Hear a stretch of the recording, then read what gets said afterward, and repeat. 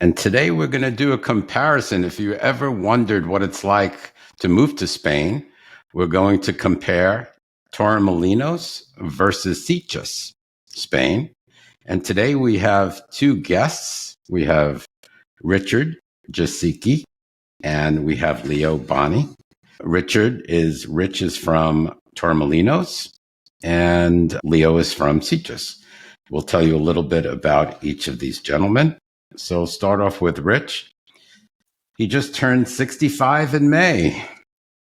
That's a milestone. He had a mid-Atlantic Ocean childhood in Europe and in the United States as a U.S. Air Force brat with an English mom. He worked many years in the UK and California before retiring at 62 and moving to Spain. He met his life partner, Charles, in 2001 online. Sounds familiar. Their first meeting turned out to be a wedding at a wedding venue that has been canceled and opened its doors to the public. Very auspicious. They married as soon as it was legal to do so in 2014 by their pool in San Diego, California. He's been living in Torremolinos on the Costa del Sol for almost 2 years and loves it. Their apartment has a beautiful view of the Mediterranean, and I am so jealous. Hi, everyone. Thank you for that great introduction, Mark. Sure. And Leo. Okay, we'll tell you a little bit about Leo. Leo wanted a change of lifestyle. They lived in the San Francisco Bay Area and were both tired of the cost of living, lack of vacation time, and not being able to shake the feeling that they cannot afford to retire there.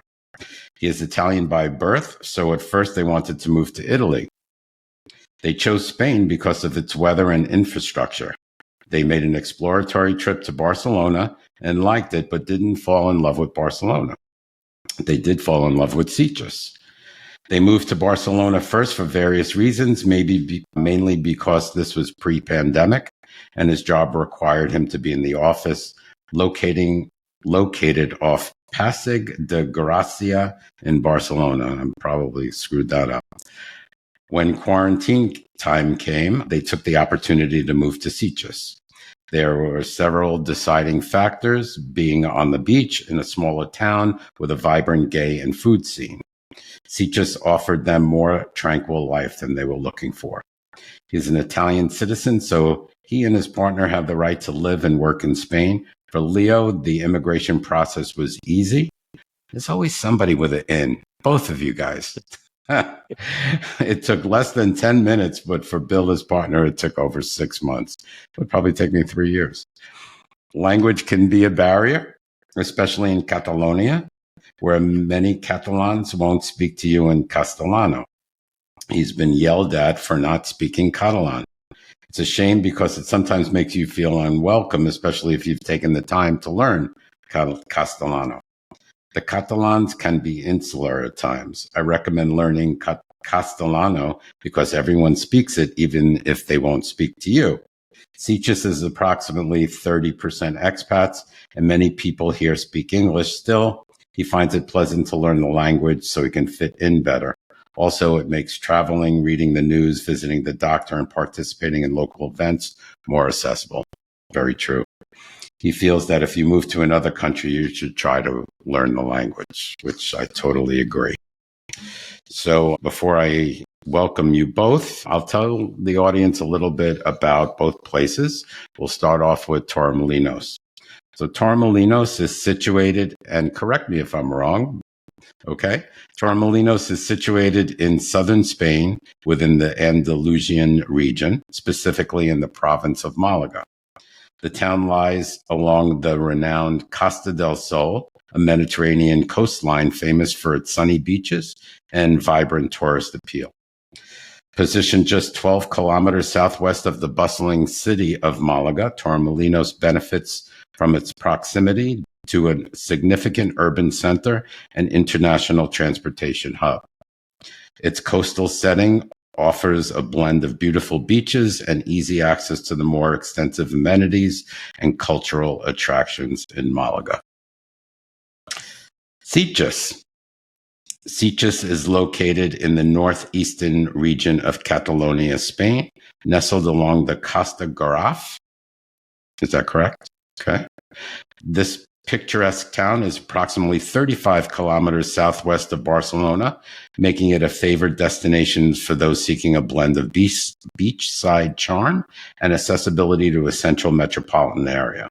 It's positioned between the Mediterranean Sea and the Garraf Massif mountain range, provides a unique geographical setting with stunning coastal views and easy access to the natural beauty of the mountains. Sitges' proximity to Barcelona offers the advantage of convenient travel links and the cultural richness of one of Spain's largest cities. So welcome, gentlemen. Welcome to the podcast. Thank you so much for coming. You have both have appeared on my podcast previously in your respective cities. And I want to welcome you back. So we're going to differentiate between both Torremolinos and Sitges. There's going to be, I'm sure, quite a few similarities, but then again, some differences. So we'll take a deep dive into that. So again, welcome. And my first question, Rich and Leo, can you describe the general climate in your respective cities? How does the weather throughout the year influence the lifestyle of the residents? We'll start with Rich first. Hi. Thanks, Mark. And hi, Leo, too, and everyone on the podcast. We have over 300 days of sunshine. So influencing the lifestyle of the residents here, it's outdoors mostly. I mean, it's very similar to San Diego, a lot of dining, outside activities. For most of the year, the temperature is not that hot. It's what I would describe as about 68 to 75 through the winter. But in the summer, in June, July, August, September, it does get pretty hot here. It can break the 100 barrier quite easily. But still, everybody likes to be outside. There are pools everywhere. People like to swim. There are beaches everywhere. People spend a lot of time on the beach. And I guess we spend a lot of time outside as well. There is one key difference from California here, though, that from San Diego, the ocean here is much warmer. So at night, you don't get the same cooling marine layer effects you get in California. It can be very like 75, 80 degrees at night. So, yeah, even at night. That doesn't seem too bad for me. Yeah. Leo? Yeah, I think it's somewhat similar. I want to say that Sitges is probably a little bit cooler than Torremolinos and Malaga area. Generally in the winter time, it can get as cold as 40 degrees or so, but usually it's mid 50s to mid 60s. In the summer, we have kind of the same hot season that Richard described in Torremolinos. We have the same thing here in Sitges. One of my neighbors recently described it as the dome of heat, because really from like June until September, it can get mid 90s. It very rarely breaks the hundreds here. It's usually high 80s to mid 90s. But what will get you is the humidity. It's incredibly humid here. And one of the things that I love about living here is we get these torrential rains. We just had one yesterday, like massive thunder showers, and it'll pour down buckets for like a couple hours, and it clears the air, it makes everything cooler, and then it goes away. So, and in that regard, kind of the same thing. We have a lot of beaches. People go to the beach, they go to the pools, they go up to, there's a natural park just behind the town. So there's a lot of outdoor activity here as well. Rich is shaking his head. No rain? We miss out on the thunderstorms and the rain in the summer. It's very rare. Although, literally the night before last, at 1 a.m., I was woken up by thunder and lightning, and it rained for like 5 minutes. So that was nice, but that's it. I'd be surprised if it rains again until October. That sounds more deserty. The sea is warm, as Richard noted earlier. It's warm, and then throw in the humidity. I think it creates a lot of static electricity in the air, and it just, Yeah. I mean, there are times where I feel like there's witches flying around, like houses in the air and stuff like that. It's quite brilliant. Leo, would you describe the humidity as like Florida humidity? Yeah, actually. So I've only been to Florida twice. Florida humidity, Could be intense. it could be intense. I would say in Sitges, it's not as long of a season of humidity as you have in Florida, but it gets pretty severe. It could be like between 90 and 95% humidity here, to the extent that our walls oftentimes have, drips of water Wet. coming down on them. Yeah. Wow. Yeah. That's quite different from me in the desert here in Phoenix, where we have pretty much 10% humidity, if that much, during the year. It has been during the summer, it does get a little bit humid. So we get like 30, 35% humidity because of the monsoons, which we still haven't had.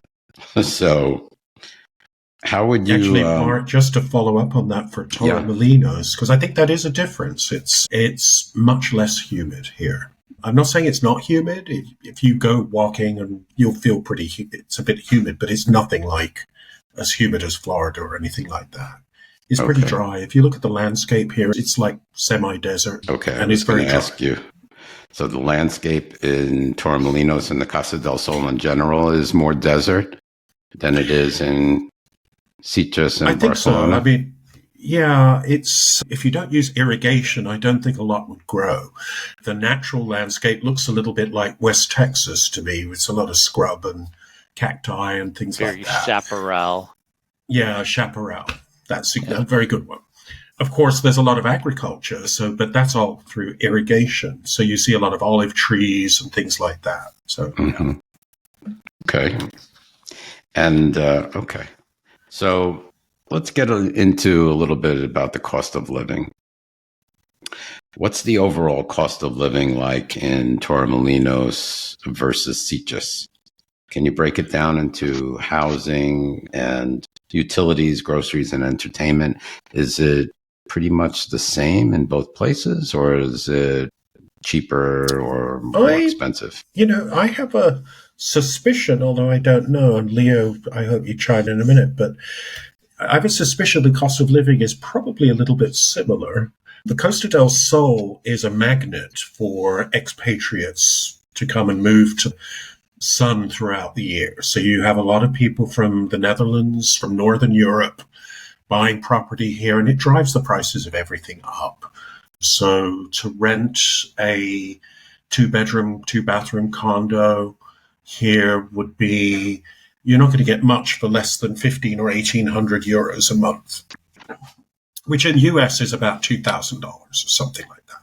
Yeah, a month. It's cheaper than San Diego, but everywhere is cheaper than San Diego. So, yeah. Is the accommodation the same in Sitges, Leo? Yes and no. I think there are some differences. Torremolinos, I think, has more newer construction, I think, than Sitges. Sitges is just now starting to build a lot of newer homes kind of in the periphery. And so I think what happens in Sitges is there's a lot of housing that like I would not want to live in. It's not good quality housing. So you could in fact get, 2-bedroom, 2-bath apartment. We had a 3-bedroom, 2-bath apartment right on the beach, and we were paying 1,350 euros. But it was an older place. It had a lot of problems with insulation, and was not very updated. But if you want kind of more of an American style, not necessarily style, but to American standards with mod coms and good insulation and things like that, then yeah, it's around what you mentioned, Richard. You're not going to pay less than 1,500 euros for a 2-bedroom. But there are a lot of places here that are essentially cinder blocks that have been filled in with concrete that were built in the 50s and 60s that for some reason are still standing. And Sitges itself is one of the more expensive areas in Spain but I think that probably not by much. If you look at like Torremolinos, and if you look at different areas where, as Richard was saying, there are a lot of foreigners that come, particularly foreigners drive up prices, but also Airbnbs and things like that. So I would say that here there's maybe less choice. There's less of a variety of places than maybe in Torremolinos, also because Sitges is a fraction of the size. It's not nearly as large. Yeah, but No, I wouldn't be surprised if I could find a place cheaper than Richard could. Okay, so they're That's both interesting, similar. Actually. Yeah, because I can fill in a bit. I'll fill in a bit more. Torremolinos, the architecture, there's not that many single-family homes or anything like that. Yeah. Or even semi-family homes, or row homes or anything. It's mostly condos, and a lot of that was built in the 1970s and 80s. There's quite a lot of concrete. Some of it's not the most beautiful type of structure going. There's a lot. Almost everyone lives in a condo here. Whereas I think I have been to Sitges, and I remember being surprised that there were so many houses and things. It's more low rise than high rise in Sitges. There are, and the interesting thing is that there's a history of people going to the New World and then coming back to Sitges, people from Sitges going to the New World and then coming back wealthy and building these big homes. So there's a lot of old modernista mansions that have been kind of like San Francisco that have been cut up into different apartments. But there is a whole neighborhood. The Vignette, for example, is not all, but mostly single family homes. And I think because this for a long time was a vacation spot for wealthy Barcelonans, people from Barcelona and from the surrounding area, that there are a lot of homes. The apartments tend to be closer to the center, I think, where things get more expensive. And then, where they're building out the new construction, for example, it's almost all semi-detached or fully detached single-family homes. Yeah, it's different. Yeah. And how about like cost of groceries, fruits and vegetables, market, supermarket, stuff like that? Is that, you think that would be the same? That's the same. I suspect, I haven't done the price comparison, but we probably have. Do you have Mercadona supermarkets and things like that in Sitges? Mercadona, yeah. Yeah. So I have I'm pretty sure the prices are standard throughout the whole country in those places. Yeah. I may be wrong, but we will go out and buy almost a week's full of groceries for under €100. It's just the two of us. We don't eat a lot of meat, so we're buying a lot of fruits and vegetables, and we don't drink alcohol in the house. So we're not buying alcohol. That would certainly make it go up, but not by very much, because good wine here is relatively inexpensive. But what I find to be super interesting is Spain is the #1 producer of olive oil in the world. And when we moved here, a bottle of olive oil was less than €2. And now that same bottle is like €9 or €10. And so that's the thing that I'm like, I realize I'm spoiled. Inflation. Well, also drought. It's drought where I live. It's drought, yeah. There's a lot of olive trees, probably the major olive producing region. It is, you're and right. Probably 50% is not being able to be harvested due to the drought. Our reservoirs are down to like 20% of what they should be. So the drought is very serious. It's affecting agriculture hugely. It is, yeah. And climate change. I've been thinking about flying to Europe or to Italy just to buy cheap olive oil and bring it back. That said, I will say this. The quality of the olive oil you can get here is absolutely beautiful. I make fresh vinaigrette salad dressings and things like that. And you have so many different varieties of olive oil. And they are about €9 or €10 for, I think it's a liter, is it? I don't know how big the bottle is. Yeah, it's a liter. It's a sizable bottle. It's not like Costco size, but no. It's good stuff. I wonder if it's the same price as here. I forget what olive oil costs here. It was approaching the same price as it was, as I remember it being in California when we moved here 5 years ago. But when we first moved here, we would go shopping and walk out of the store with literally, our little old lady cart filled with food and have spent only maybe 30 euros. And now that same food will cost 60, 70 euros. So definitely inflation has really hit Spain pretty hard. Yeah, just like it has here too. Yeah. We can go weekly for two of us. We spend in the high 100s to 200 easy, and that's not even including Costco.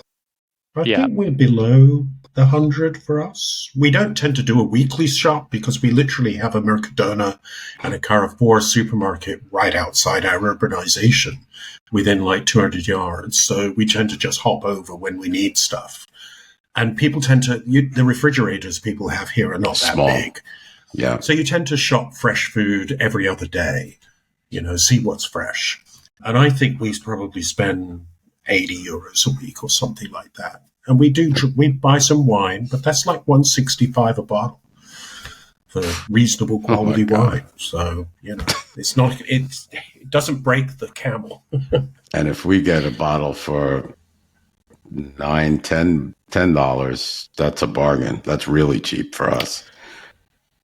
So here there's a couple of specialty wine stores near the house. So when I do buy wine, I like to go there because they have local, wines that are grown here in Catalonia where the grapes are harvested and produced here. And they have really lovely rosés and whites and reds, all kinds of lovely things. If I spend 10 euros on a bottle, it's an amazing bottle of wine. Yeah, that's really imagine. Something special. I'll second that.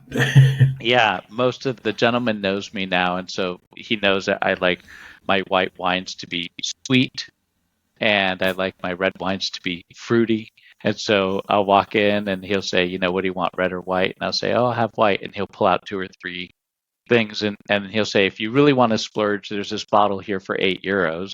Otherwise, there's these other bottles here for 3, 4 euros, 5 euros. It's amazing. That's amazing. And it's good wine. It's not, crap wine. Right. All right. Okay, let's move on to healthcare. So healthcare is very important. It's a very important decision to make where you want to move anywhere. So let's talk a little bit about the healthcare system in both Torremolinos and in Sitges. So in Torremolinos, Rich, do you have doctors and hospitals nearby? Is it walkable? Yeah, it is. I have one of the conditions of the visa for moving to Spain. If you're not, I'm retired. So if you have to buy your own health insurance, at least for the first 5 years until you become a permanent resident. But again, that's not that expensive compared with the US. I think for the two of us, we pay about 3,200 euros a year for private. And it gives us access to a lot of private hospitals, doctors, clinics and things. But you don't pay another cent on top of that. That's it. And there's no deductibles, nothing like copay. That. So no copay, nothing. You do pay for prescription drugs, but they're pretty inexpensive for the most part here. But just in terms of where the facilities are, I have a hospital within a mile here that I can walk to, and it's got like 3 MRI machines and X-ray diagnostic imaging services, blood labs and things like that. I get everything. I can book an appointment and be there the next day for something just like a standard procedure or anything. It's very simple. And I've made sure now that my doctors are actually in the same hospital, so they can refer me immediately for imaging or something like that, or blood tests or something. It's nice to have it all together. But there are many other doctors. When you get your health insurance, it'll say, here's all the 65 doctors within 5 miles of where you live. So, yeah. Do they speak English? Yes and no. What you tend to find is the reception personnel speak only Spanish, but the doctors themselves, they can speak English, although they do lapse back into Spanish very quickly. So you have to keep pulling them up and saying, normally I would try and speak Spanish with you, but because this is a healthcare issue, I want to be very precise about my understanding of what you're telling me. So, do you feel like you need a translator no, with you, I'm especially lucky. I think my husband Charles his Spanish journey. He's not as far along the journey as I am in terms of learning the language. So quite often I go in with him. But usually the doctors will speak more or less reasonable English with you. But as for the reception people, if you might have to make a call to make an appointment or something like that. And that could be a bit challenging because you say, ¿habla usted inglés? ¿Habla usted inglés? And no entiendo. Then you just have to go back to school. I'm okay. I can deal with that now, which is good. But equally, this hospital I go to, which is HM Hospitals, they have an app and I can dial up an appointment on using the app on my iPhone and all of that. So that's what makes it much easier. Okay. Leo, how about you? Can you walk to a hospital? Are they accessible to you? And do they speak English? Teach us? No, and sometimes. So Sitges does not have a hospital. We have several medical clinics where you can go see a doctor, where you can go get your blood tests, where you can, have different scans and stuff like that done. And they have a CAP, what they call a CAP, which is the Catalan version of their medical administration. It's not quite a full hospital, but it's their public services, medical public services. If it's an emergency and I need to go to an actual hospital, then I will go to Sant Pere de Ribes, which is about 15 minutes away by car, or I'll go into Barcelona. But there's a couple of things that I think are different for me than they are for Richard. One is I'm working. And so because I'm working, I qualify and I'm paying into Social Security, I qualify for public health care right away. And as an Italian citizen, I'm entitled to it anyways. But Spain does not, contrary to popular belief, Spain does not have a national healthcare system like in Britain. What they have is every region has their own healthcare system.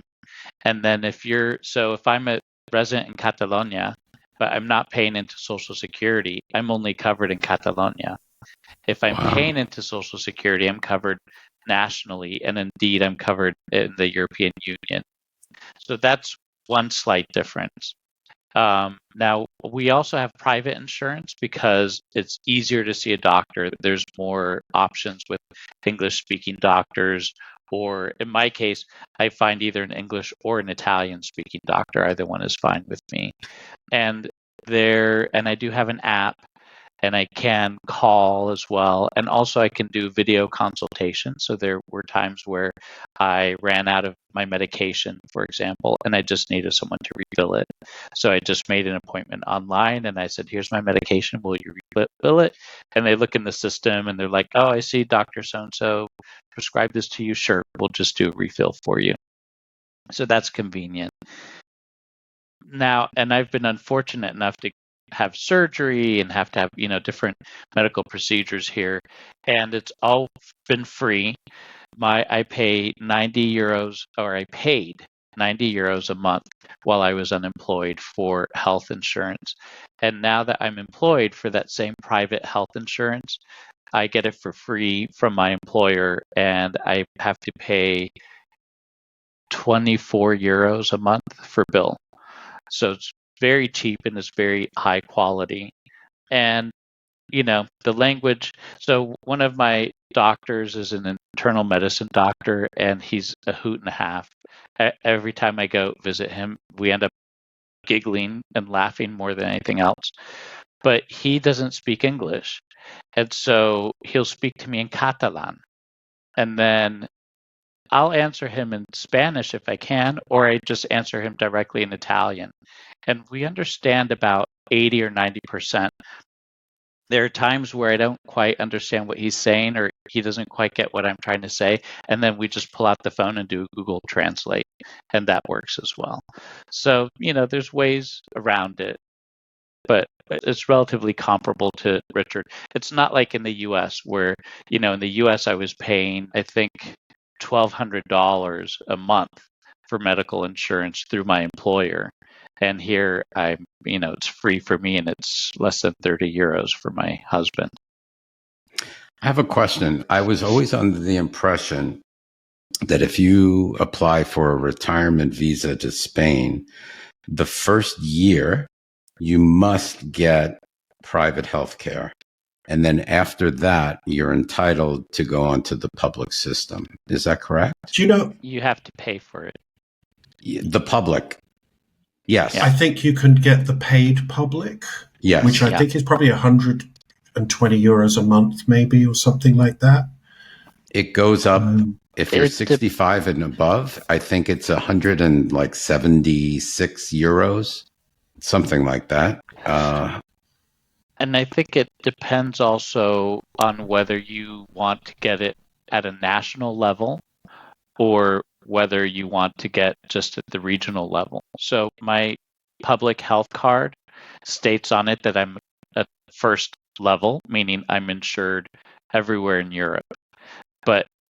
And I think that if you are paying into the system, which is essentially like Social Security, I think you can choose whether you want one level or the other. But I'm not 100% certain on that.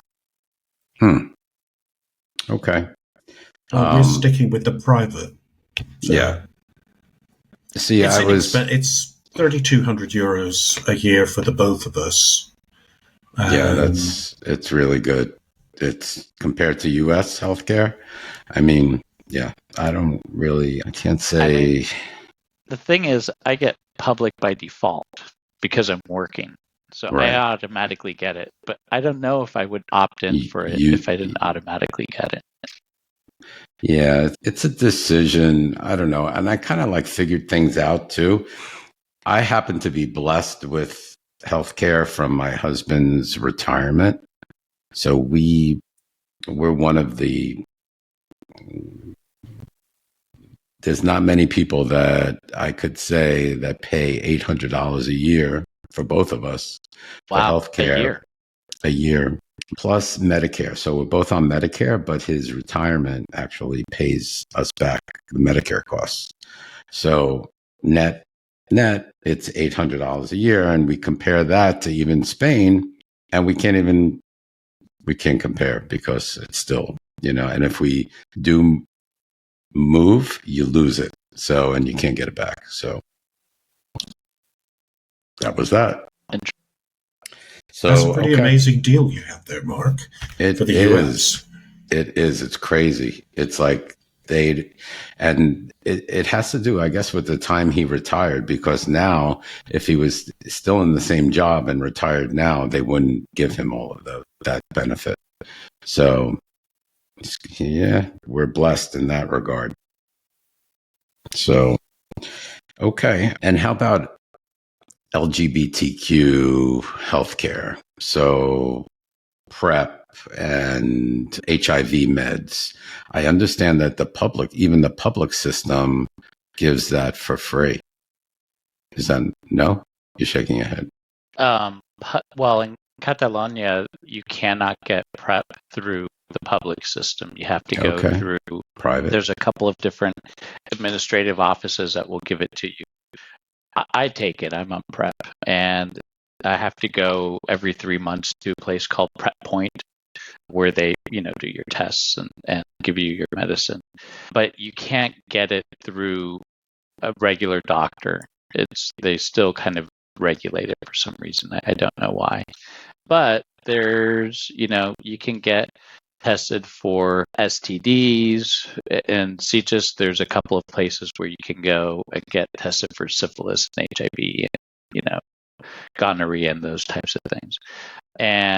But I would recommend that if you are in Catalonia and this is something that's important to you, that you actually find a doctor that is LGBTQA plus friendly, or in like, for example, the prep point that I go to have their own doctors. So get one of those doctors to kind of look after you and administer you. HIV medicines, I don't know. I don't have experience in that, but I'm assuming that if you are HIV positive and in medicine, that it would be covered in the national health system. Yeah, that's what I understand. I've heard. Yeah. I'd be surprised if it wasn't. So that sounds like a pretty good deal as far as healthcare is concerned for people living in both places. Yeah. So let's get into a little bit about, we talked briefly about language barriers in the healthcare system. How about language barriers just in normal, regular life in both places? I mean, do you have friends that are native Spaniards? Can you communicate with them? Or, is everyone that you are friends with, are they expats? Well, I'll start with this one, as the Costa del Sol is the center of expatriate life. I will say this about Spain as a country and as a culture. It is the most incredibly welcoming and open culture. They enjoy meeting people and having you living in their country from wherever in the world you are. You don't feel like you're an imposter or anything. It's like they don't give you the cold shoulder. They're very friendly. If you're in a restaurant and you hear some people speaking Spanish and you want to ask, just lean over and just have a chat. They're very open and comfortable. In terms of our friends, we have a mix of everything now. We just had our 65th birthdays. The tradition here is that you, as the birthday person, you take people out for lunch and you pay the check. So Charles was 65 3 weeks before me, and I was 65 3 weeks after him. So in the middle of that sweet spot there, we got two birthdays for the price of one. Celebrations. So we took like 20 people out for lunch. And I gave a speech in Spanish and in English with jokes and everything as well. And because there were several people there who could only speak Spanish. And then there's quite a few people who can only speak English. And then there's the most people will trade. They'll speak some Spanish, some English. I'm sure it's the same everywhere in the world. If you speak a little bit of the local language, people love it. We don't have the problem with Catalan, like Leo, you have in Catalan. The local language here is Andaluz, which is a version of Castellan Spanish. It's spoken very quickly. They don't pronounce anything. So it's kind of hard to understand, but you kind of get used to it. It's quite funny. But the people who speak, they really are. You still talk with the th? You still... Yeah, they do that. You just don't pronounce every letter. Barcelona. That would be Barcelona, or it's Andalusia. But they would say Al-Andalus. So it's just run the whole Al-Andalus. You don't even hear the D. How about you, Leo? One of the things I love about living in Catalonia in general, and I think particularly in Sitges, is there are people from all over the world.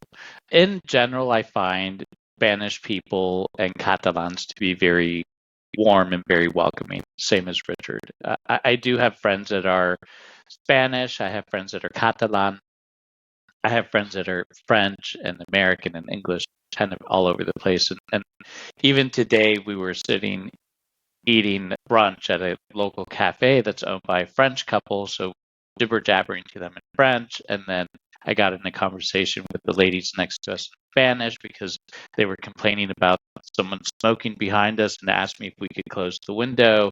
And then, later today, I'm walking the dog and I met some Italian friends. So in any given day, I might speak 4 different languages here and there. And I find that most Spanish people in Sitges at least speak a little bit of English, but the proper thing to do is people in Spanish or indeed in Catalan. If I see someone on the street here, I won't say buenas or buenos dias.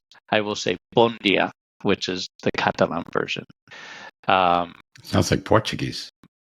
It is. It's very similar to Portuguese. Well, bon dia is very similar to Portuguese. And,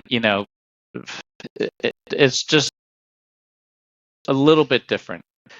Now, the only thing I would say is that Catalonia does have, to this day, an independentista movement. It's losing steam. It's definitely losing steam. But there are people in Catalonia that will refuse to speak to you in Castellano or even in English. And I find that to be unfortunate because, you miss an opportunity to connect with someone. But also, you have to take it in the context of how Catalans were treated, during the Franco years. And also, it's a tiny minority of people. Most people, when they hear me struggle in Catalan, they're like, oh my God, you're totally trying to speak in Catalan. That's so funny. Let's see if we can help you out. And they'll try to, give me some pointers or whatever. So, it's all good. I think if you meet people halfway, or if you even try to meet them halfway, that they always reciprocate. Do you have local friends that are Catalan? Yes. And actually, the funny thing is, I have two friends that are Catalan, but they will not speak to each other in Catalan. They're a couple. They will only speak to each other in Castellano. And they actually said that they only speak in Catalan within their family. So when they're at home with their parents, they'll speak to each other in Catalan. But if you walk through Sitges, you hear Catalan everywhere. And personally, I think it's wonderful that they've been able to retain their language and their cultural identity, particularly given the hardships that they've been through. So I think it's really great. And I love hearing kids speaking in Catalan, but they will switch to Spanish right away when I start to speak to them in Spanish. So, and then I also have friends that are Spanish that are not from Catalonia, and they will jibber jabber either in Spanish or in English or a combination of the two. Is it similar or is it like totally different? Catalan is very different from Spanish. And actually, Castellano, if you want to get really technical, Castellano is different from Espanol, but they're the same language, but Catalan is a totally different language. So, for example, if you wanted to say please in Spanish, you would say por favor. Mm-hmm. But if you say it in Catalan, you say si us plau. So it's totally different. You hear si us plau. Or if you wanted to say muy bien, very good in Castellano. In Catalan, it's molt bé. So I'd be lost. Different. After a while, it gets in your ear, and you hear it, and if you live there. Yeah, there's like other things like the word for window is ventana in Castellano, but in Catalan it's finestra. Oh, like the French. Like the French, it's the same word as in Italian, la finestra. And that's the other thing is in Catalan they say per, P-E-R. But in Castellano, they say para or por, depending on the situation. But Catalan does away with all of that. So I actually find Catalan to be quite a beautiful language when I hear it spoken, but it's not one that I have learned as much as I would have hoped to have picked up. All right. Off that subject, just briefly, do any of you gentlemen have a driver's license? And was there bureaucracy in obtaining one? You don't have one? I do not.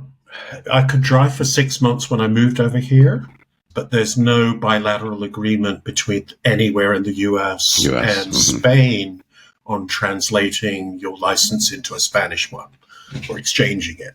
I will have to pass a theory driving test examination, and then I will have to do an on-the-road test, which there are many Americans who are living nearby, and most of them have succeeded in passing it. Sometimes it takes 2 or 3 goes, but it's not impossible. But yes, it's bureaucracy. And the other thing is you have to take the test in a dual control car, just like a teenager. So, right. Yeah. So there's some cost involved. And Leo, same with you? You don't drive? my driver's license is a gentleman named Antonio. When I need to go somewhere that requires a car, I call Antonio, and he drives. I pay him, of course. Cool. He drives me. But I find that between train and buses, I haven't needed one yet. Okay. I think that's a good. I mean, we do not miss having a car. The trains are free now. Yeah, are they? Pretty much. They're free? Yeah. The commuter trains are free. So, I pay 10 euros for a 3-month ticket. And then if I ride the train, I think 16 times in that 3 months, I get my 10 euros back. Wow. And in Catalonia, they have a program where if you turn in an old car, you get free public transportation on trains, metros, buses throughout the entire region for 3 years. Interesting. So, yeah, they're really pushing not to have cars. I hate to drive here. In fact, I do very little driving here. My driver is my husband, Peter. Is his name Antonio? No. Do we have the same driver? I have Charlie, my husband. He drives. He had a British license, and he was able to exchange that. Okay. And then we have a nice American friends, Pat and Russ from Virginia originally, and they live like 3 blocks from us, and they have a vehicle. Charles can borrow that more or less any time. But we very rarely ever need a car. It's because everything is so walkable. Yeah, and don't forget as well that most of the places you're going to go and visit in Spain, they're not car-friendly anyway. They're like little old towns where the streets are so narrow, you think, no way I want to drive down here. Right. So if you were to drive somewhere, you would probably park outside the town and then have to take some other form of transportation to get it. You may as well just go by train all the way. And that's how I like. Let's talk a little bit about the setup in both places. So Torremolinos, I know don't you have like a local rail that goes through from Malaga all the way down to Fuengirola, is it? Correct. And that's a local commuter train, which in Spain is called a cercanías. I believe in Catalonia, they have the same type of thing. There are local commuter trains. And those are the ones that are free for anyone. You can buy a 10 euro ticket for 3 months. And if you ride it 16 times, you see that 10 euros come back on the credit card statement. Wow. What a deal that is. I thought that you had to pay something, but even seniors get a discount. Yeah, we have a thing called a Tarjeta Dorada, which will give you a significant discount on Renfe, which is the national train provider. Okay. Of the last 2 or 3 years, Spain has introduced competition on the long-distance train lines. So between Malaga and Madrid, now we have 3 different train operating companies. We have Renfe, which is the national. We have Avlo, which is a collaboration between SNCF and Renfe, I think. And then we have Iryo. So the prices have come down anyway. So right now we have to go to Madrid in August. I just booked my seats, and I think we're paying 25 euros each way. That's great. So it's really it's fast. And that's for a ride that's like 2 hours and 50 minutes each way, and it's 250 miles. It's very quick. It's a bullet. Is it a bullet train? Pretty much. Depending on which company you're riding with, if you go on the Iryo trains, they use Italian Ferrari-designed trains called Frecciarossa. I'm sure Leo can pronounce it better than me. The red arrows. They're colored like in sort of a beautiful shade of red purple, and they look like a bullet dart thing, and it's very sexy. They have TV monitors showing you how fast you're going. Seats are very comfortable, very spacious. That's what I love. Any other way. That's what I love about Spain. There's so their transportation system and infrastructure. Oh wow, that it beats the U.S. But both the U.S. is set up and Spain is set up so differently. The U.S. is set up for automobiles and vehicles, whereas Spain is not. Everything is walkable. So I guess It's all comes down to money too. Yeah, it does. There's one tip just for anybody coming to visit Spain or anything. Don't leave buying your ticket until the day of travel or anything like that. You need to book your seats in advance. Typically, a lot of trains sell out. So, buy those tickets early, basically. Okay. Good tip. How about Leo? In Sitges, do you have like a local train, or is there a train to Barcelona, a train to Madrid? Yeah, we have a small train station. There's only one line going in and out, but there's a couple different routes. So we can take the train all the way down to Tarragona, for example, which is heading from Barcelona, or we can take it up to Barcelona. If we wanted to go, for example, to Madrid, which we did the same thing that Richard did, we bought our tickets, and I think we bought them on Ouigo, I want to say, which is another. So Spain has more competition on their high-speed rails than I think any country in Europe, and they're constantly adding different things. But in order for us to do that, we had to first take the local commuter train to Barcelona Sants train station, and then from there hop on the bullet train. But the great thing is that so I wanted to do comparison between Ouigo and Renfe. So on the way up, we chose Ouigo, and we did their upgraded premium class, I think they call it. And on the way down, we did Renfe, and we did first class in a quiet car. So the kids, totally quiet. And they were about comparable. At the time, Renfe was a little bit more expensive. We waited until about a month before our trip. So I think that I want to say that we paid 60 euros on the way up and 60 euros on the way down, which is kind of expensive, but we waited, and they were the equivalent of first class tickets. Yeah. But they go really fast and really, like, you don't notice how fast they're going until you turn and look out the window and you just see buildings flying by and whatnot. I do wish that Sitges had a better train. Now, there are also a couple of buses that go out of the bus depot here in town. So depending on where in Barcelona I want to go, I'll either take the train or I'll take the bus. And the bus is usually a little bit quicker because it makes fewer stops. And the train has been unreliable lately because they've been upgrading the tracks.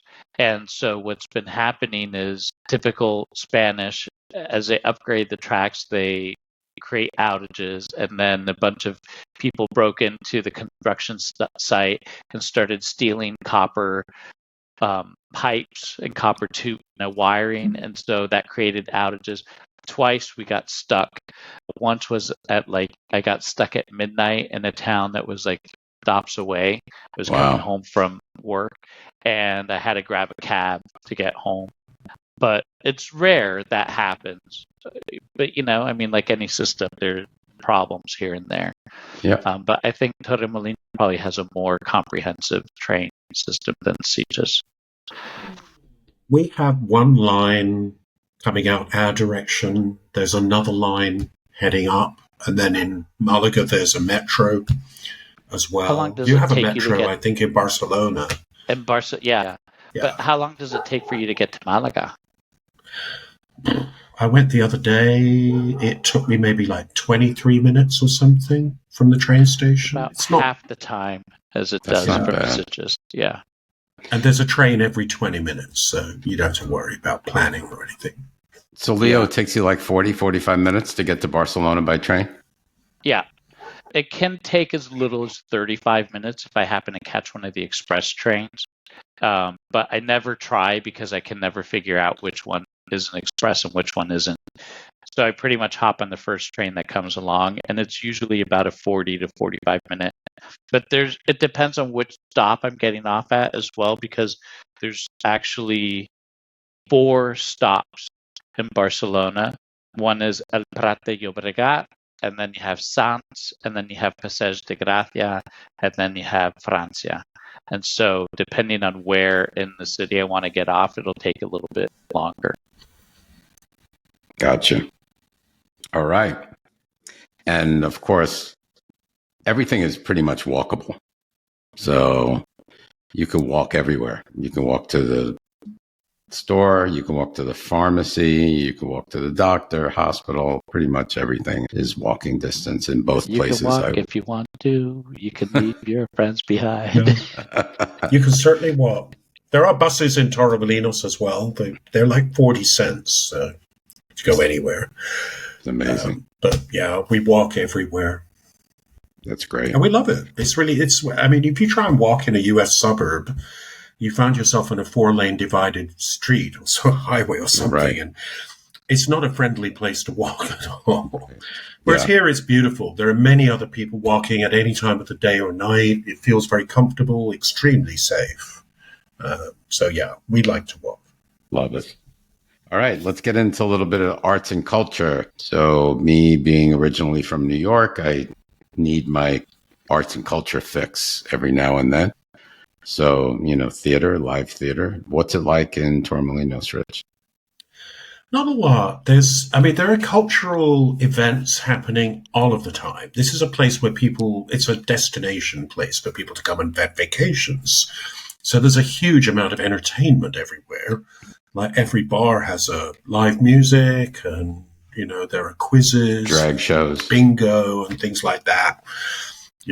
But in terms of theater and stuff, there is a theater, an English-speaking theater in Fuengirola, and we've seen a few shows there, and it's amateur dramatics. It's quite fun. We enjoy it, and we go there. In Malaga, there are 3 or 4 theaters, pretty much universally Spanish speaking, but we've been to see like events at one of the theaters for the jazz festival, stuff like that. So, and Antonio Banderas, he has a theater in the arts district of Malaga as well. But everything That's they where do he's from, is right? Spanish. Yeah, he is. That's where he's from. So if you leave theaters out to one side, movies, we have multiplex movie places like. We can walk there. And then certain movies will have VOSE, which is the original version soundtrack. Typically, most movies are dubbed into Spanish, but, we went to see Avatar 2 in the original, basically. So you hear it in English? You hear it in English. You'll see Spanish closed subtitles. Yeah. That's cool. How about you, Leo? Any culture, movie theaters, or theaters in Sitges? A ton. Really? One of the things I love about Sitges is so we have, a couple movie theaters, but what I really love is we have a lot of art galleries, which is quite nice. We also have a lot of museums. We have several really beautiful museums in town. And then we have a bunch of different festivals during the year. We have the Catalan Music Festival. We have the International Movie Film Festival. We have a festival for food and wine. We have an art festival. We have, so that's one thing that I love about Sitges. We have like this really big music festival at the end of August, I want to say. I've never been so excited to see Tom Jones in my life. I went to see Tom Jones. He was like already in his 80s in the open air down in Terramar at the end of Sitges. But also the advantage that we have as well is being in Barcelona, there's always something. There's always, opera, symphony, different museums. We've been to so many things in Barcelona, and of course all the modernista architecture, the Catalan National Museum. There's a natural history museum. There's the Palau de Música, which the palace itself is amazing, and then you're there, for La Traviata or whatever, and you're just like, holy crap! Wow! How did my life turn into this sudden, splendiferous thing? So there's really a Leo, lot of. Let me try. I have been to the Palau Música Catalan.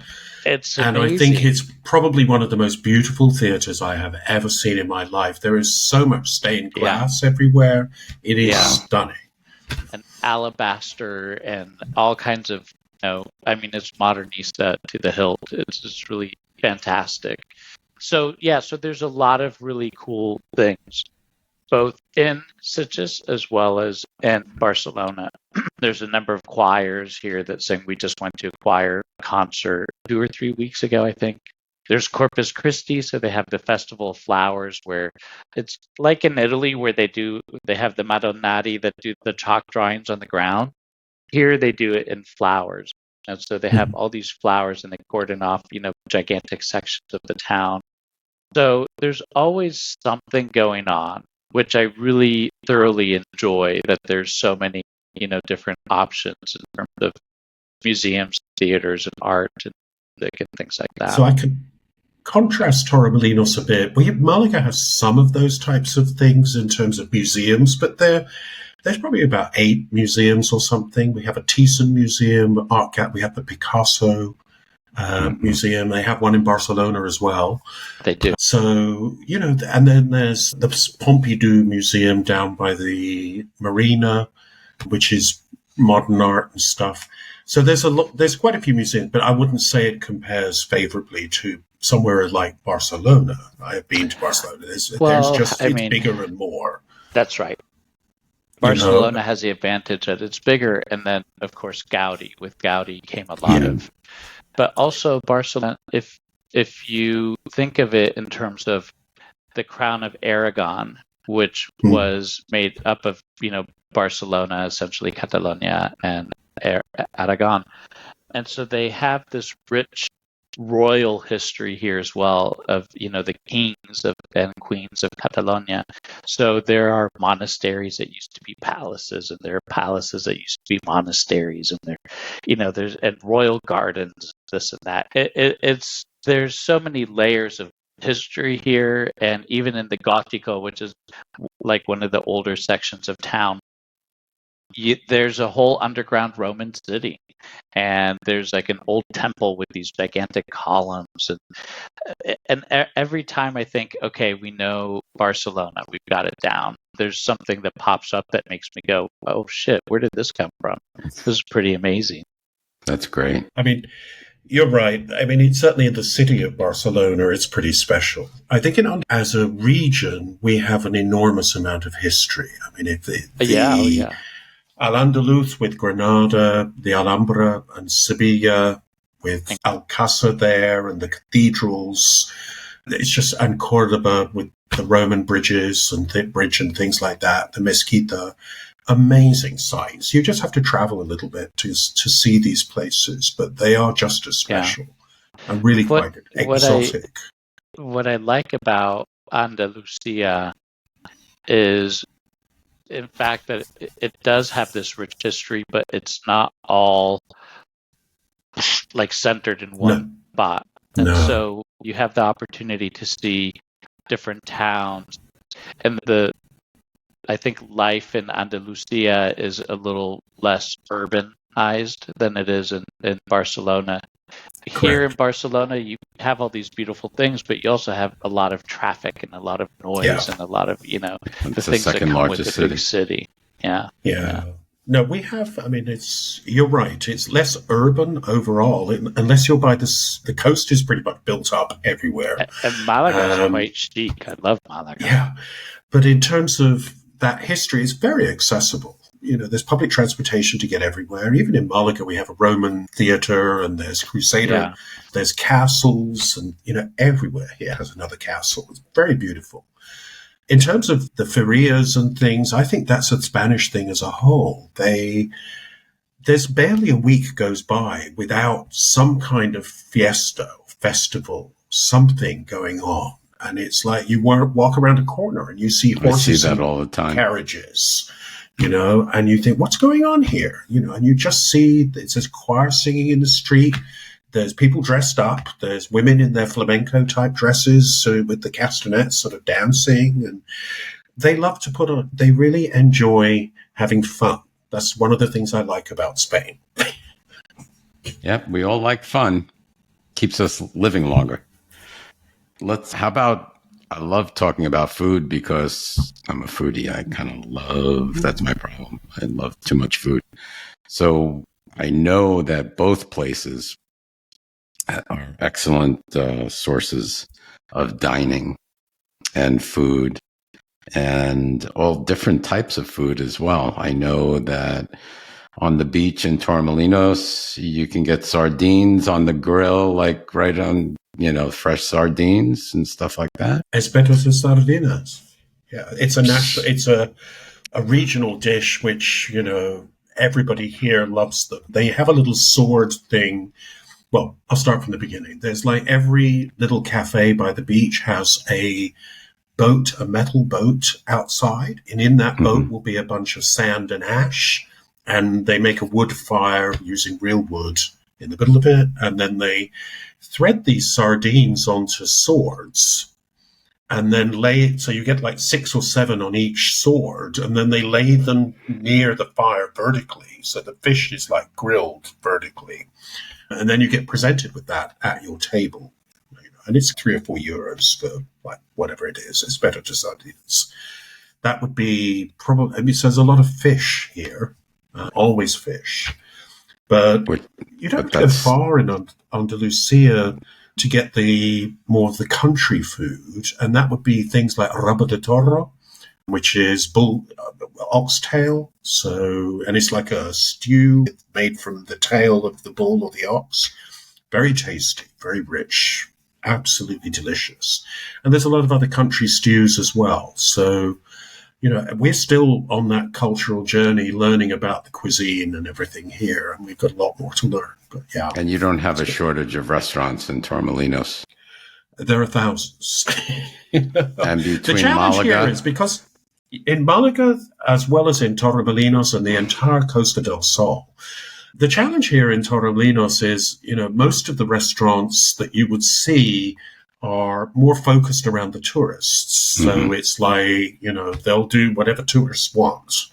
If they're British tourists, then they'll do the sort of fish and chips thing or whatever. If they're Dutch, they'll have, you can buy bitterballen, and Germans will eat their Wiener schnitzels. You can find all that here. But there are some real gems of real Spanish things. And a lot of the beach cafes, which are called chiringuitos, they're really very exclusively Spanish menus. It's quite surprising. You can even get paella here, even though it's not from this region at all. Right. It's more from Valencia or Alicante. How about you, Leo? How's the food? So, apologies to any of the Catalans listening to this podcast, but I am not overly impressed with Catalan food. The quality is good, but there isn't any particular dish that makes my mouth water. They do have some traditional dishes like calçots, which are these sweet onions that they like to grill, and they have, different things like that. But in general, I'm not really overly impressed with Catalan food. But there is good food in Catalonia. Much of it is not Catalan. So, for example, pinchos, which come from northern Spain, and tapas, which originate from Madrid, and paella, which comes from Valencia. Mm-hmm. They have all these things, and quite good. But I'm hard-pressed to think of a Catalan dish that I really think, oh, this is really delicious. And yet there's really lovely seafood, and the food scene here is actually quite good. There's a large variety of different types of food. I'm impressed with how many vegan and vegetarian options there are throughout all of Catalonia. There are some amazing tapas places and amazing those places, but I don't associate that with Catalan food per se. So it's interesting because the food in Catalonia is quite good, but Catalan food itself is, it's okay. For me, it's not fantastic. But bear in mind that I grew up in a household where everything was made at home. Both my parents, my grandparents, even us kids, we all cooked. We grew up eating fresh pasta, fresh meals every day. And so I'm kind of spoiled when it comes to that. But I think for me, the biggest difference for me is that, for example, if I go to Italy, I can walk into almost any trattoria or forno or whatever and get an amazing meal. In Catalonia, it's a bit of a crapshoot. You might get a really good meal or you might get a really terrible one. You don't always really no. But there are a lot of Italians here. So, Barcelona has the largest expat Italian community. And so there's a lot of really good Italian food here, which, when I'm feeling homesick and I just want to load up on carbs, I'll go out and get pizza or pasta. There's a place here in Sitges that has a really amazing pasta. My mouth is watering just thinking about it. But Catalan food, it's okay. So that's what makes Leo's mouth water is pasta? Yeah, pasta and pizza. Getting hungry. Okay. Are there any LGBTQ friendly restaurants or bars? Are there gay bars? Everywhere.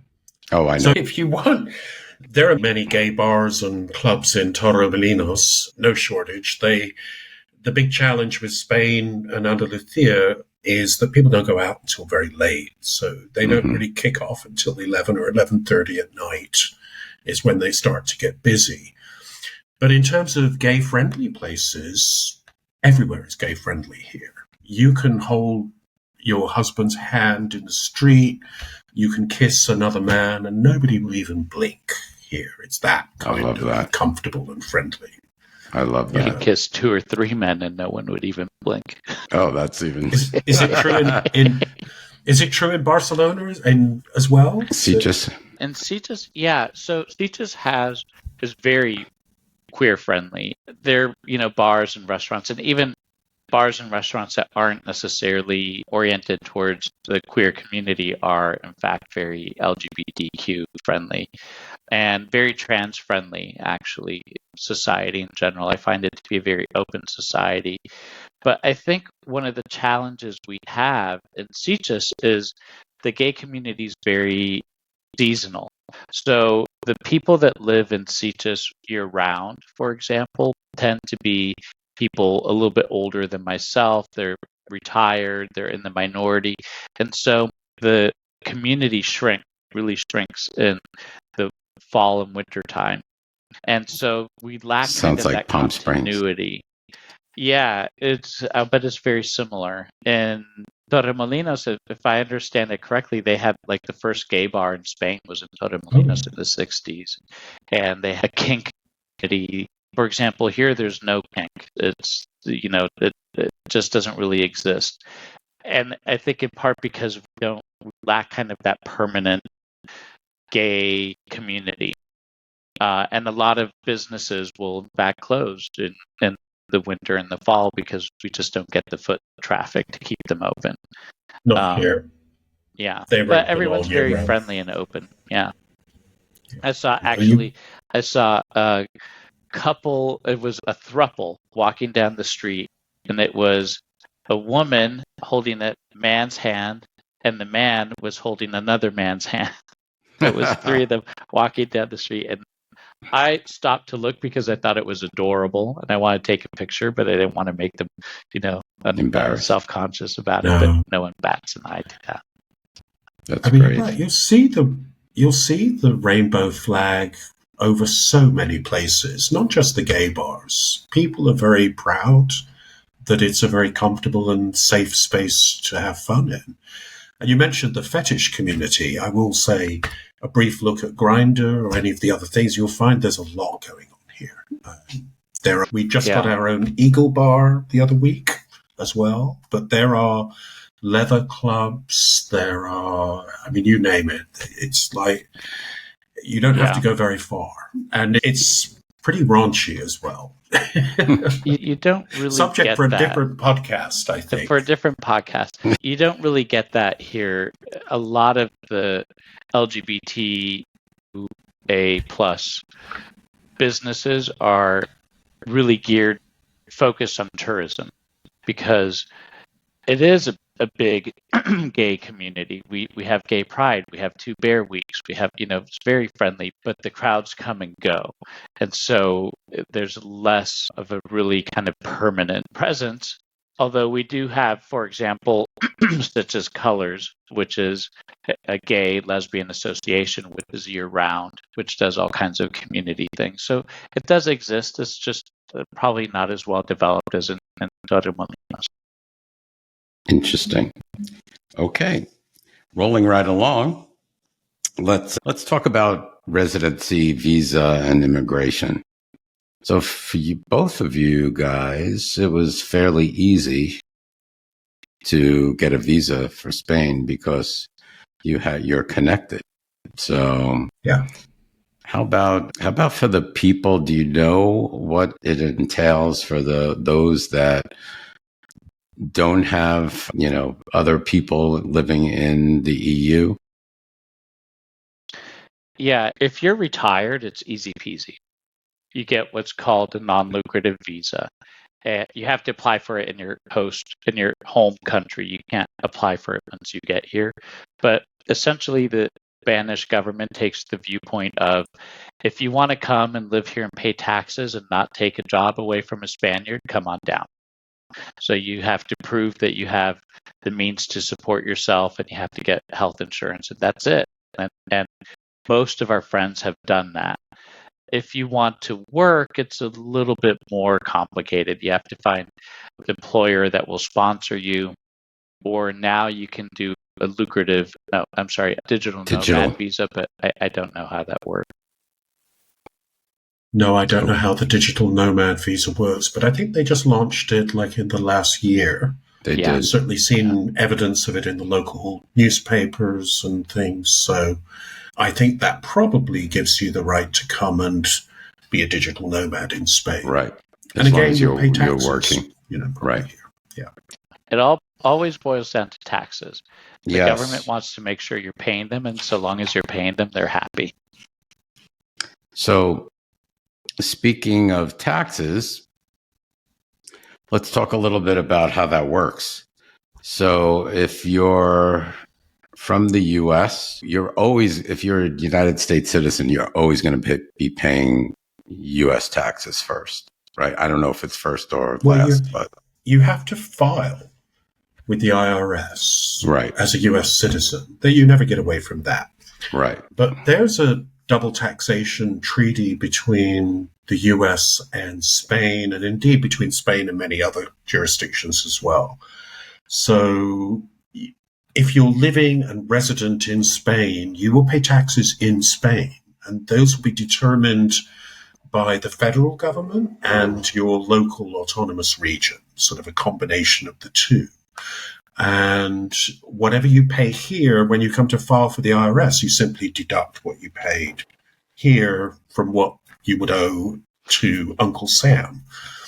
And normally the taxes in Spain are probably a bit higher than the US. So what you end up filing in the US is zero anyway, basically. There is a key difference. Well, I don't know whether it's a difference. Let's hear what Leo has to say in a minute. But Spain has a number of different taxes. They have a wealth tax and income tax primarily, and property taxes. Income tax is pretty standard in most places, I think, with some minor adjustments between the autonomous regions. But the wealth tax, Andalusia abolished it like a year and a half ago. Year. Yeah, well, you can have up to 4 million in assets, 4 million euros, before it even starts to kick in. Right. So Madrid and Andalusia are both effectively no wealth tax, and there's almost no inheritance tax here either. Basically, you get quite a big chunk of inheritance, and I can't remember, it's like 1 million or more. And then above that, it's discounted so heavily that you pay almost nothing anymore. Nothing. So there's a big push for Andalusia to attract rich people to come and live here. That's the reason why their taxes are so favorable.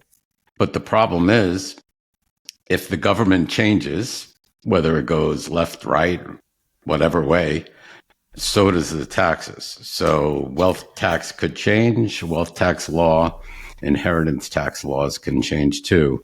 I think recently inheritance tax was changed also in Valencia to zero, pretty much. Yeah. If I'm not mistaken. The government in Madrid, it's just It has changed a bit in the last year with the elections, but it's the Prime Minister is Pedro Sanchez, and he's a member of the PSOE party, Yes. which is left of centre. In Andalusia here, we are definitely right of centre. We're the PP party. So we're always in conflict with Madrid. So whenever Madrid introduces a new tax, and they've done this, Andalusia, within 24 hours, will find a way around it, discount it. Yeah. Right. And they have the power to do it. So each autonomous region does whatever the hell they want. So more or less. Pretty much. Within certain limits, yes. Leo? I think Catalonia would probably want to secede, but I don't think they're allowed to do that just yet. But Spain will never allow it.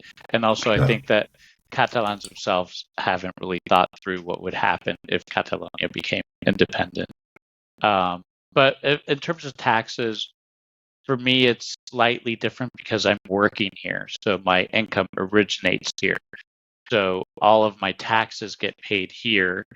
And then, as Richard describes, I have to file my taxes in the States, but I never owe anything because the taxes here are higher. It's a progressive tax. So you pay 19% on a certain amount, and then anything above that amount, you pay 24%, then anything above that amount. So if you make over 100,000 euros, for example, you might at the top end be paying 38, 45%, but only on that portion of your income. And so at the end of the day, you end up paying more than you would pay in the States. It does have a wealth tax.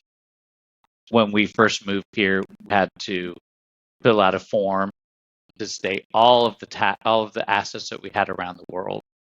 And fortunately, because they don't count your retirement funds, so they don't. If you have a 401k, they don't count that against wealth because it's they're tax advantaged accounts.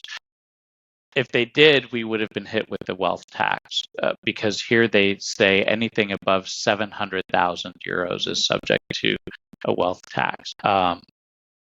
And it's not very large for like the first million euros above 700,000 is like 0.02% is what you're paying. But who wants to pay that? I don't want to pay that. That's my money. I didn't move to Spain to get taxed on assets that I've had for years in the US. Right. And it's actually one of the things that is making us consider moving out of Barcelona, particularly we're thinking about selling our home in California. And if we do that, it will definitely bump us over. And I don't want to pay capital gains and pay wealth tax. And, at the end of the day, I might as well keep the house. So we're thinking, maybe when that time comes, we go and we establish residency in another region in Spain where they don't have a wealth tax, and then we don't have to worry about it at all. So if you liquidate a 401k or IRA, that is taxable too because you get taxed on worldwide assets. Is that correct? Yes, that's right. So if I pull out, let's say I have a 401k that's got, I don't know, let's say $1 million, and the first year I pull out 50,000 to live on. That 50,000 is taxed, but whatever remains in your retirement account remains tax sheltered and is not taxed. And also Spain respects the rules of a Roth. So in the States, if you pull money out of a Roth, it's tax free. Right. And Spain also will not tax you on that income as well. Now that I didn't know because I've heard about this. I've heard the opposite. I've heard that Roth is taxed, and why have a Roth? But no, I think Leo, you're right. I heard this as well from my CPA over here. That would make perfect sense. I had to look it up because I'm like, do I keep putting money in my Roth at home? Is it worthwhile or should I not? And so I looked it up and I looked at, I think 3 or 4 different accountants here in Barcelona. And I asked one directly and they said, no, it's not taxed. That's good, really good information. Yeah. Yeah, that's great information. Thank you for that. Let's talk a little bit about crime and safety before we wrap up. So I know pretty much Spain in general is a very safe place. I've heard stories where women walk the streets at 2 a.m. coming home from a dinner and don't think twice to look over their shoulder. It's very different than the US. The situation here is not the best it's not friendly at all. So can you both describe what it's like, what crime is like in Torremolinos and Sitges, if there is any at all? Molinos is very safe. You see a police presence, but it's very gentle. You see the police on the streets and driving their vehicles along the beach, but really it's very safe. If you want to find crime here, you got to go to Marbella. And that's where it all seems to be. And that's where, like, Arabs and Russians have their super yachts, and there's every other store is a Prada or a Louis Vuitton. Right. So that's like the Beverly Hills. In our newspapers, it's full of crimes over in Marbella. There's the occasional gang murder over there, drug-related, that kind of thing. But I rarely see any crime here in Torremolinos or Malaga at all. It's the opposite from what I remember in the US. I feel so much happier and so much more comfortable here. There are zero guns involved in any crimes here, really. This just doesn't exist. And then knife crime, there's just almost nothing. It really is rare. That's great. I think there's theft and things like that, but that you get that everywhere. But yeah. Leo, same in Sitges? More or less. We do have a problem with pickpockets. There's a lot of pickpockets here, of course. So Sitges has 28,000 residents, and we get over 1 million visitors a year. So where visitors are, there are also pickpockets. And so, that happens. One of the units in the building, sorry, let me rephrase that. One of the units downstairs in the building next to ours, about a year ago, someone was trying to break into it, and the property manager had to chase them away. So there are, some crimes. Now, the bad thing is that there actually have been a couple of gay bashings in Sitges in the last 3 or 4 years. There was one that was like a big brawl, a big fight, and a couple of gay men were beaten pretty severely. And then there was another here that wasn't specifically targeted towards gay people, but it was a mugging that happened, and it happened to be gay people that got mugged. Now, in the case of the actual gay bashing that happened, the community really kind of rallied around it, and the mayor came out and they prosecuted and they banned these people from coming into Sitges for the rest of their life. And Spain likes to do all these very melodramatic things. How much of this actually took effect, I don't know, but it does happen very rarely. It hasn't happened since. It tends to be, what I dislike that it happens, but what I like is that when it does happen, because it's so rare, that people really take note of it and do something about it. But I like to take walks at night, and I will walk out sometimes at 2 a.m. and head down to the beach. It's quiet, and I don't think twice. No, not really. Unlike here, I can't imagine it. You know what it's like. So both of you know what it's like. It's like I go out and I look over my shoulder. So I remember the first time I kind of got in an argument with someone here in Sitges. I was having a bad day. I was a little bit cranky. The person was a little bit rude, and I just kind of snapped and kind of barked at him a few times. He barked back at me. We looked at each other at one point and kind of laughed and went our own way. And I remember thinking I didn't have to worry that he had a gun. That's important. Yeah, because if you do that here, you don't even you honk your horn at somebody in the car.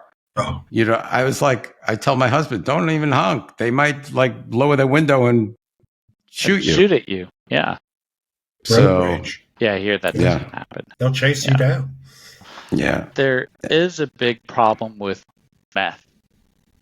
cocaine, methamphetamine, Molly. There's a lot of drug in this part of Catalonia in general. And I saw it a lot in Barcelona as well. I don't know if it's something that's, a problem in Spain in general, or if it's just in this area, but there's quite a bit of drug use. And actually, there's a lot of tourists that come in. I can't tell you, it's so weird. Sometimes I'll be walking the dog, and I was walking the dog about a year ago, and this group of like 4 or 5 English kids that were maybe in their mid-20s came walking up to me. I had my tank top on, and I think they saw my tattoos, and they were like, "Oh, you must be a drug dealer, whatever." And they started asking me for cocaine, and I was like, "I don't know. I mean, I don't know. I don't." And they didn't believe me when I said to them, "I don't have any, and I don't know where to get any." And they were like, "What do you mean, man?" Tourists. Right? Yep, that's it. Tourists from other countries. Yeah. Okay. All right. That gives us a clear picture. It's pretty much safe, though, in both places as compared to other places, such as the U.S. So, closing thoughts. Finally, what advice would you give the LGBT community, retirement community, who are considering moving to either Torremolinos or Sitges? Can you share some insider tips to help them settle a little bit more smoothly than they probably would? Rich? Well, having just done this, we just took a punt and just did it, but we had no clue what we were, aiming for. We just wanted sunshine and a different culture and wine and good food, which we found all those things. Now I'm here. I be a member of this group, Where Do Gays Retire? Feel free to ask questions to the group Where Do Gays Retire? There are many gay people in Torremolinos and Malaga and all over who will help. It does happen. Everybody in the community is extremely helpful. I will say this as well, that there are plenty of Facebook groups to support people who are looking to travel and retire in a different location in this area. So there is Americans living in Malaga, there's expats in Malaga. Just look on Facebook and you'll find a bunch of groups there, and most of those groups are happy for you to ask questions, and no question is too stupid. Every question is real, basically. But on the whole, people are really helpful, and there's a ready-made community of friends out here. I mean, there's a lot of Americans living on the Costa del Sol. I was quite surprised how large the American community really is here. So in some ways, it feels like it should be difficult to move all this way, but in other ways, it feels the most natural and comfortable thing to do. And there's a ready-made community of friends when you get here. So I'd say if you're sitting on the fence, why not take the plunge?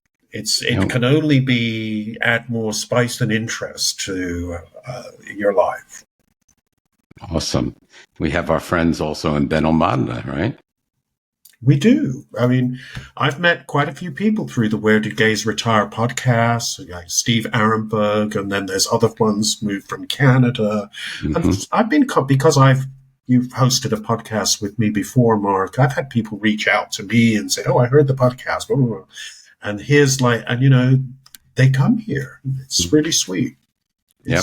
I think you provide an amazing service with this Where Do Gays Retire podcast and the community that we support and love.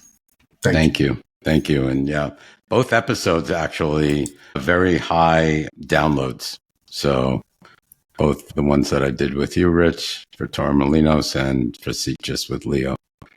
So Leo, how about you? What would you tell our audience? Well, certainly everything that Rich just said, but I would add, life in Europe is not easier, nor is it harder than in the United States. It's just different. So come with an open mind, come looking for an adventure, immerse yourself in the community where you are, and visit first. Come and visit first, and if you like it, why the hell not? I mean, the worst that'll happen is you move here, you don't like it, and you move back home, which, to be honest, a lot of people do that. They move here and then they turn around and they move back home. But I found it to be great. You have to kind of let go of any expectations or preconceived notions. You'll find some things here better than I anticipated them to be, and some things are not as good as I anticipated them to be. But in general, I mean, I've been here over 5 years. I have no intention of moving back to the United States. I feel very safe. I feel very comfortable. And it's not just in Spain, but I have Europe at my doorstep that I can travel around. We came back from France a couple weeks ago, and we're going to Ireland in August, and then probably to Italy in November. And when can you do that in the States? So Right. come, enjoy your time while you're Yeah. here, and get as much out of it as you can, because life is short. You never know. So And it's true. gay friendly. Life Yeah, is very and it's short. gay-friendly. And It's very LGBTQ IA plus friendly. Yeah. that's what we all want, community as well. And Yeah. hopefully, knock on wood, when I retire, I'll come out and see both of you guys in person. It would be, We'll it'd spend be the day great. at the beach Yeah, We'd love that. drinking or Aperol It- Spritz. it would be great to meet both of you. So thank you. I want to thank you both for joining us today on the podcast. It's been great.